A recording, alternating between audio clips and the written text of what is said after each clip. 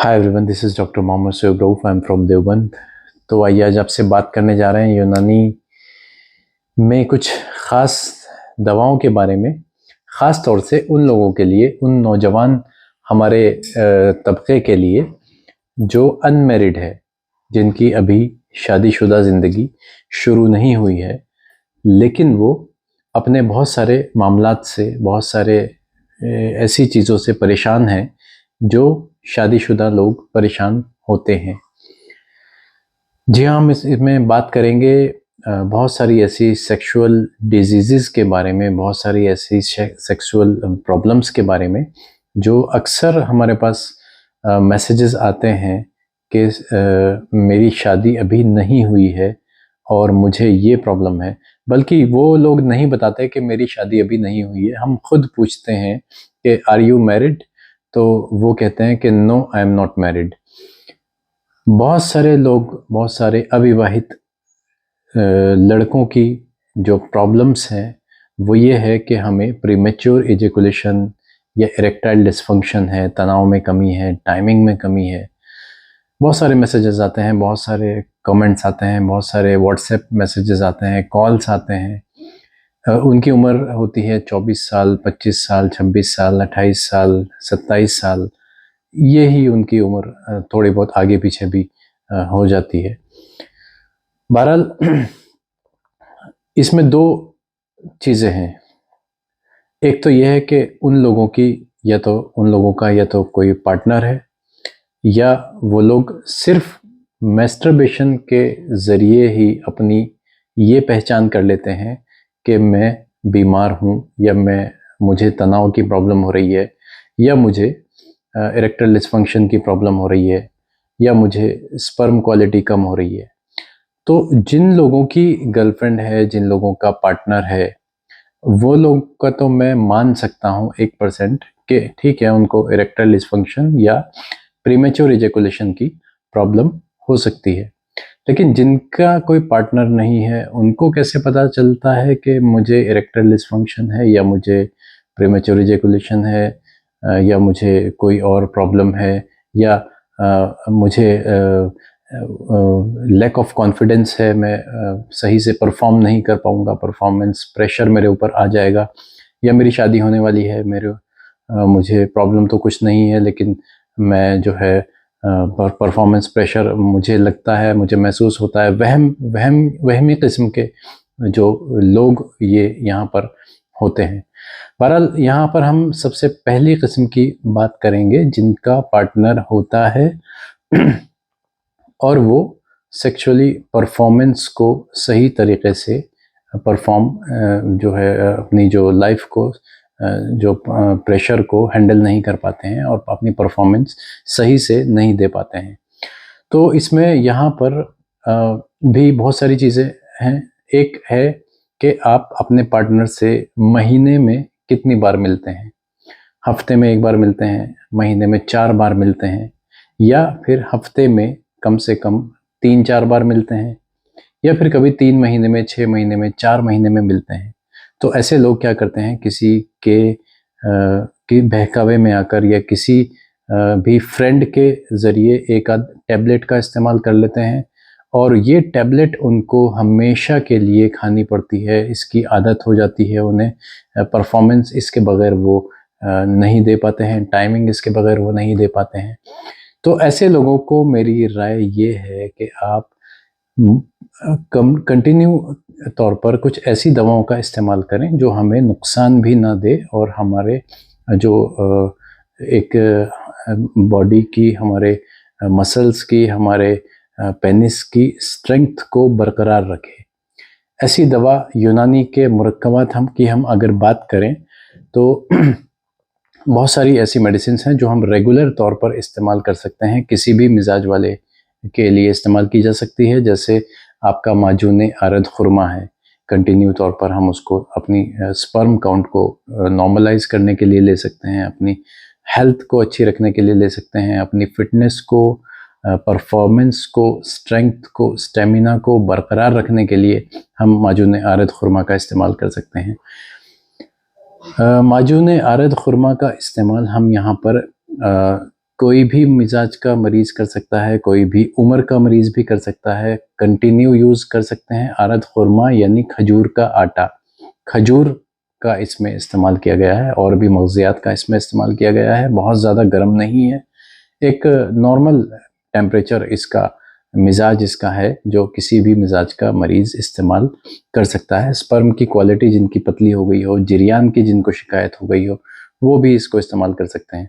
या फिर माजून जिरियान ख़ास का इस्तेमाल कर सकते हैं, या फिर लबूब बारिद का इस्तेमाल कंटिन्यू तौर पर कर सकते हैं। परफॉर्मेंस को बरकरार रखने के लिए, प्रेशर को परफॉर्मेंस प्रेशर को हैंडल करने के लिए हम जो अनमैरिड पीपल हैं, जिनके पार्टनर्स हैं, वो लोग इसको इस्तेमाल कर सकते हैं। प्लस एक और चीज़, मैस्टरबेशन से जो लोग ये सोच लेते हैं कि मैस्टरबेशन में टाइमिंग हमारी पहले बहुत ज़्यादा थी, तनाव बहुत ज़्यादा था, अब तनाव मैस्टरबेशन करते हुए कम हो गया है, या मैस्टरबेशन करते हुए तनाव जो है में बहुत ज़्यादा कमी आ गई है, तो वो लोग कभी भी इंटरकोर्स और मैस्टरबेशन में फ़र्क नहीं महसूस कर सकते। इंटरकोर्स और मैस्टरबेशन में ज़मीन और आसमान का फ़र्क है।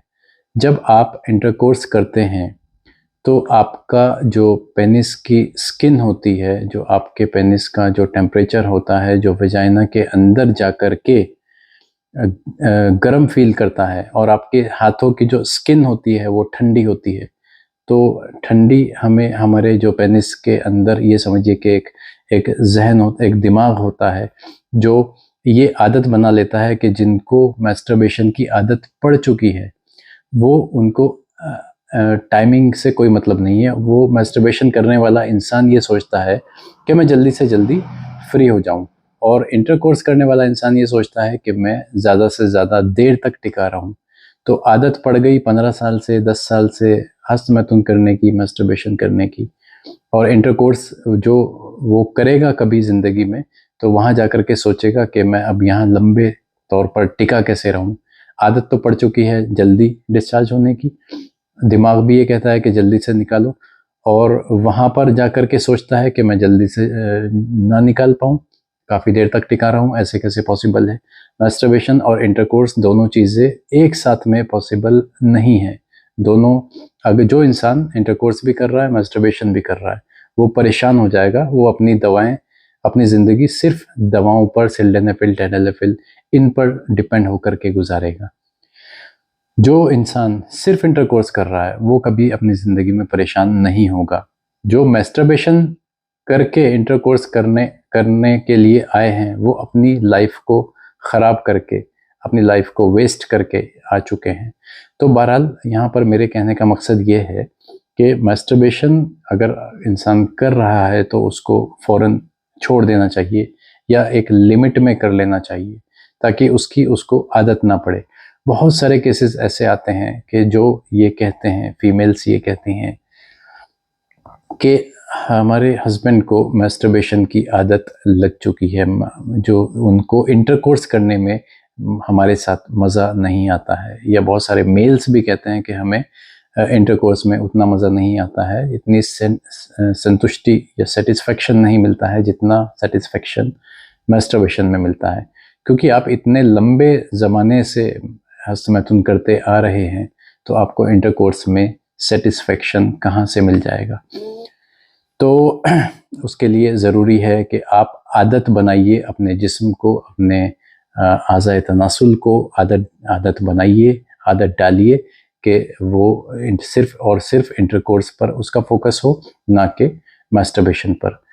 जो लोग गर्लफ्रेंड या कोई उनका पार्टनर रखते हैं कभी कभार वाला, जो कभी कभी मिलता हो, और वो उनको रेगुलर आदत है मैस्टरबेशन की, तो वो लोग भी इस बात का ख्याल रखें कि उनको जाहिर बात है कि टैबलेट खानी पड़ेगी, और वो टैबलेट खा करके वो ज़रूर एक ना एक दिन heart attack, heart problem, BP, इस तरह की आर्टरीज़ के अंदर एथेरोस्क्लेरोसिस पैदा हो जाता है, सिकुड़न पैदा हो जाती है। इन सब मेडिसिन के जो साइड इफ़ेक्ट्स हैं वो इस तरीके के होते हैं। बहरहाल आप बहुत सारे माजूनात, बहुत सारे अद्वियात का इस्तेमाल करके हमसे कांटेक्ट करके इन सब चीज़ों को सीख सकते हैं, इन सब चीज़ों को समझ सकते हैं। कुछ नुस्खे बनाए जाते हैं, कुछ नुस्खे बाज़ार में मिल भी जाते हैं। जैसा भी हो, आपको ज़रूर किसी ना किसी डॉक्टर से, किसी ना किसी हकीम से, नीम हकीम से नहीं, किसी पढ़े लिखे काबिल हकीम से राब्ता करके अपने जिस्म को, अपनी सेहत को बरकरार रखना चाहिए, अपनी सेहत को संभाल कर रखना चाहिए। रेगुलर यूज़ के लिए माजून आरद खुरमा, लबूब बारिद, माजून जरियान ख़ास, कोई ना कोई खमीरा का इस्तेमाल भी आप कर सकते हैं, क्योंकि हस्तमैथुन मास्टरबेशन करने वाले लोगों को अक्सर दिल और दिमाग में भी कमज़ोरी पैदा हो जाती है।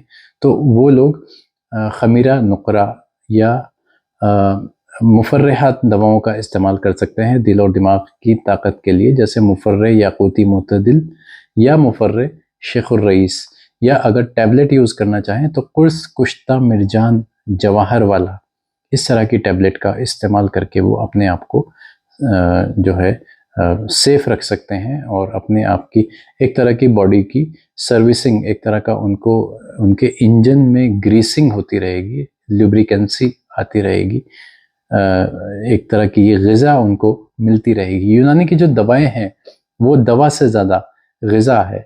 जैसे आरद खुरमा के अंदर खजूर है, इस तरह की और भी जड़ी बूटियां हैं, और भी मग़ज़ियात का इस्तेमाल किया जाता है जो हमारे स्पर्म काउंट को बढ़ाता है, जो हमारे टेस्टिस के प्रोडक्शन को इम्प्रूव करता है। अगर मरीज़ ठंडे मिजाज का है तो लबूब कबीर का भी इस्तेमाल किया जा सकता है, लबूब सग़ीर का भी यहाँ पर इस्तेमाल किया जा सकता है। बहुत सारे, इसके अलावा माजून जलाली हो गया, माजून शबाब आवर हो गया, माजून ज़ोफ़िन हो गया, बहुत सारे माजूनात हमने पहले भी ज़िक्र कुछ दिन पहले किया था। माजून आपका इमसाकिन एक दवा है, उसका भी इस्तेमाल कर सकते हैं। इसके अलावा बहुत सी मुमसिक टैबलेट्स का भी मुमसिक जो टैबलेट्स हैं उनका इस्तेमाल हम रेगुलर नहीं कर सकते, वो तो हम कभी कभार इस्तेमाल उनका, हमें बहुत सोच समझकर मुमसिक गोलियों का या माजूनात का इस्तेमाल करना पड़ता है, क्योंकि वो दिमाग को सुस्त कर देती हैं। दिमाग को सुस्त करके हमारे स्पर्म को रोकने की सलाहियत को बढ़ा देती है, नसों को स्पर्म रोकने की सलाहियत को बढ़ा देती है। ये काम होता है मुमसिक अद्वियात का, जिनके अंदर अफ्यून होता है, जिनके अंदर सेडेटिव्स होती हैं, जिनके अंदर भांग होता है, जिनके अंदर खशखाश होता है। इस तरह के जो दवाएं हैं जो सर्द खुश्क मिजाज की होती हैं, मगर इनका साइड इफ़ेक्ट ये है कि ये दिमाग को भी सुस्त कर देती हैं। तो बहुत सोच समझ कर हमें ये सब चीज़ें देखनी पड़ती हैं। बहरहाल, अगर आप हमारे चैनल पर नए हैं तो लाइक और सब्सक्राइब ज़रूर करें, और अगर हमसे रब्ता करना चाहें तो डायरेक्ट हमें कभी भी कॉल मत कीजिएगा, व्हाट्सएप पर मैसेज करके आप एक अपॉइंटमेंट लेकर तब आप कॉल कर सकते हैं। उम्मीद है आपको वीडियो पसंद आई होगी। नए हैं तो चैनल को लाइक और सब्सक्राइब ज़रूर करें। Thank you very much.